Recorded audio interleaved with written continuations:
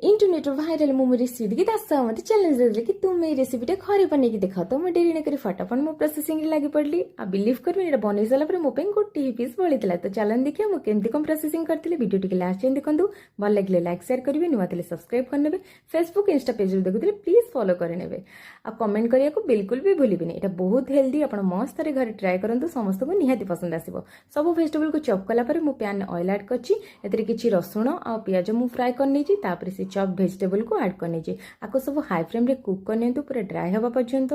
भल से कुक हेले समस्त को खाया को पसंद लागिबो जेहेतु पिला मानन पई बनौछि एटी टेस्ट पई मु सॉल्ट ऐड करछि केचप ऐड करछि एटी किछि ब्लैक पेपर पाउडर ऐड करी मिक्स करनी छि पनीर टा मस्ट ऐड करिवे बाइंडिंग पई पनीर को क्रश कर नै जानतु आको भल से मिक्स कर नियंतु गैस रे फ्लेम ऑफ करी मु एतरे किछि सोया सॉस आ किछि धनिया पत्र मु ऐड करने छि आको सब हाथ रे मु राउंड शेप रो बॉल बनै नै छि तापर आको मु आटा रे कोट करिवे आपण मैदा यूज करंतुनी एटा हेल्दी होबा पई आटा ही यूज करंतु आटा रे कोट हैला परे आको पानी रे मु डिप करछि आ पानी रे डिप कला परे केयरफुली करिवे